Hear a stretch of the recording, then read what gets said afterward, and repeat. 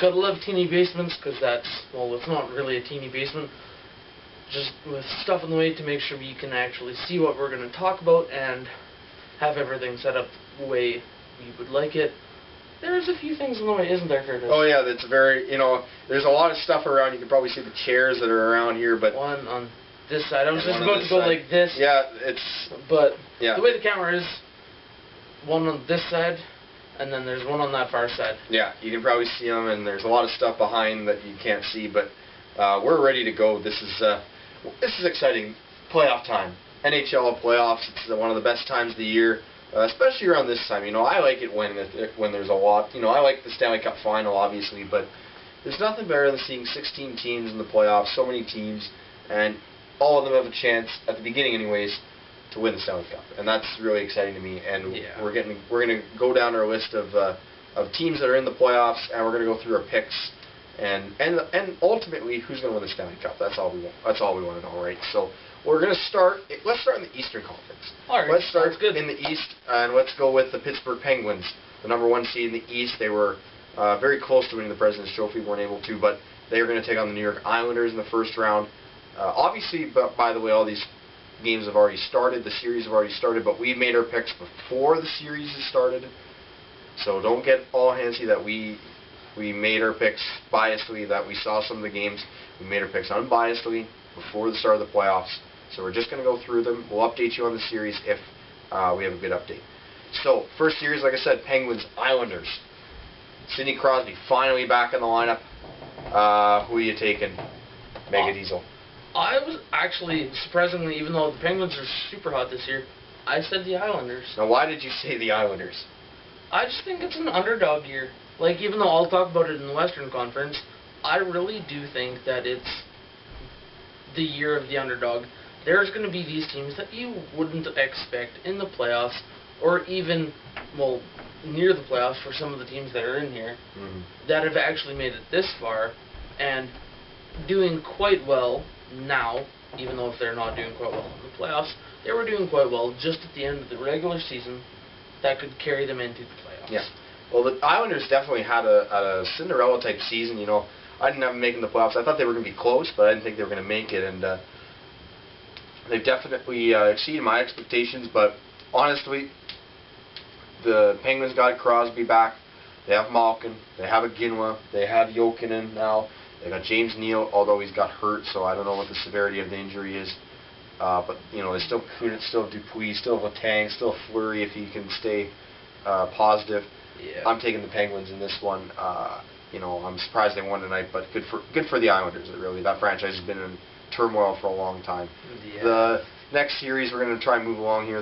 The Ottawa Senators, #7 seed, taking on the Montreal Canadiens in an all-Canadian matchup. We haven't seen this since 2004, when the Calgary Flames took on the Vancouver Canucks and the Ottawa Senators took on the Toronto Maple Leafs.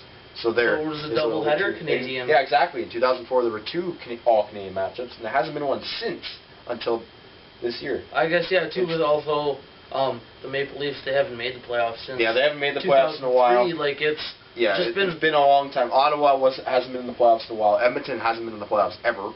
And Vancouver's been kind of alone in the Western Conference, with Calgary and Edmonton not making it as often. So yeah, definitely a really weird scenario. But it looks like we've got the same. We're going to take the same team here. We're going to take the Senators. I am going to take the Senators.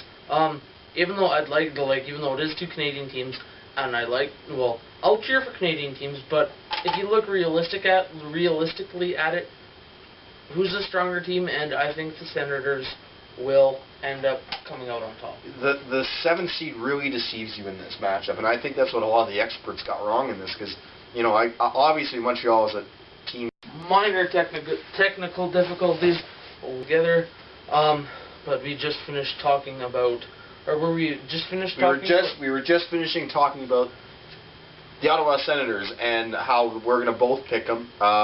Even though the Canadians have had a great season, I think with Montreal getting back Erik Karlsson, and with with the Canadians that are getting a little bit injury prone right now, I think in the long run, the Senators will be the team that succeeds the Canadians.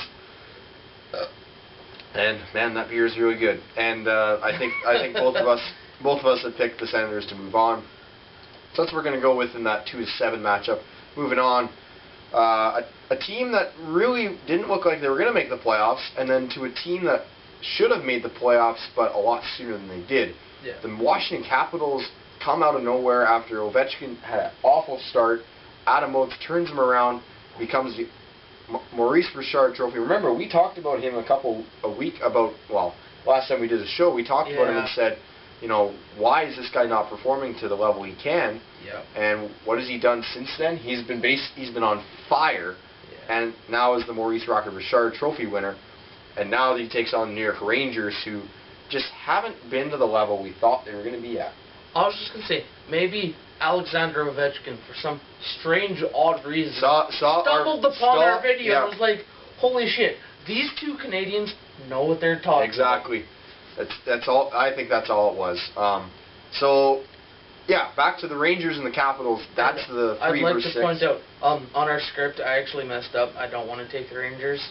Oh, you want to take the Capitals? Yeah, I'll take the Capitals. Are you all Ovechkin then? No, not because of Ovechkin, but because of Tortorella. I hate him. Oh, you hate Tortorella? Tortorella is just a... Yeah. You know what? I said here that if the Rangers missed the playoffs, Tortorella would be gone. I want to say if they don't get out of the first round, that Tortorella is gone. But I think the way they've reacted to Marian Gaborik when they traded him, I thought that was a big sign to me that they're all in on Tortorella. And that they're not going to be, unless something really crazy happens where they get out in 4, then I think Tortorella somehow is going to keep his job. Although, I don't mind Tortorella, but in spurts. But I think he's been too long in the Rangers. Unless, of course, you do something stupid like me and pick the Rangers to go pretty far. So I'm going to pick the Rangers to win this one. I think they're prepared for the playoffs. They got some good defensemen. I think Henrik Lundqvist could steal them a series or two. Yeah. And so that's going to be the big key for them to make it through to the Stanley Cup final. The Boston Bruins and the Toronto Maple Leafs. Boy. It shouldn't be a surprise there. Well, it's, you know what though? It is, but it isn't. Yeah. It's a surprise that the Maple Leafs have actually made the playoffs, because I think I heard on TSN or Sportsnet or something or wherever that the very last playoff goal that Maple Leafs have gotten was a Matt Sundin goal. Well. And if anyone watching this video can remember Matt Sundin, well, you're probably getting a little old.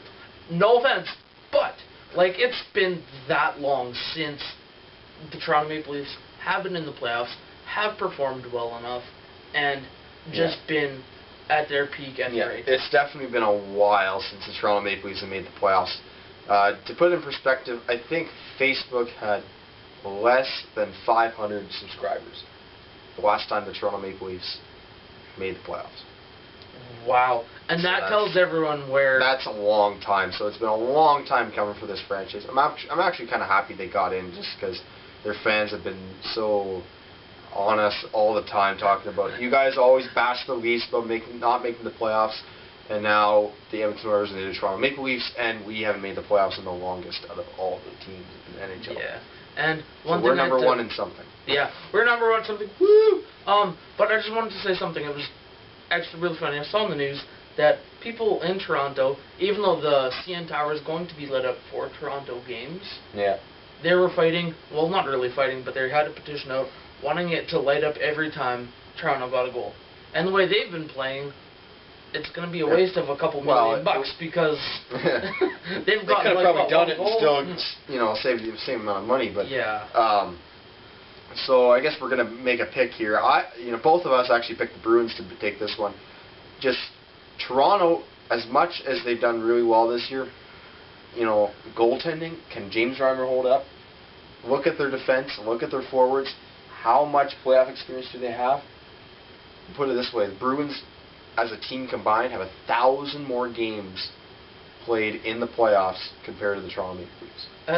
Well, it was way more than that. No, I think the Bruins was like something like 1,200 or something like that. The Bruins' career, I think I saw on TSN, was probably about It was just over 22 or 24, I think. Oh, I thought it was 2,400. I thought it was only 1,200 or something like that. Well, oh, maybe. I'm not sure. I'm neither. Oh, now that you say that number, I'm not too sure. Well, I'm not sure. I think I saw something on Twitter. It was something like that, but Twitter's not a very reliable source. Yeah, because everybody's trying to make stuff up.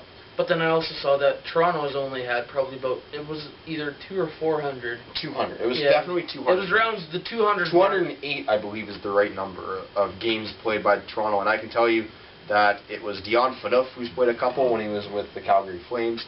I believe Joffrey Lupul played a few when he was with the Philadelphia Flyers. Jay McClement probably played some with the St. Louis Blues or the Colorado. I'm not sure if he played. I don't think he played any with Colorado Avalanche. But other than that, there's probably a couple. John Michael Lyles probably played a couple. But James Reimer, 0. Nazem Kadri, 0. Phil Kessel's played with Boston, I guess you should say. But there's a lot of guys.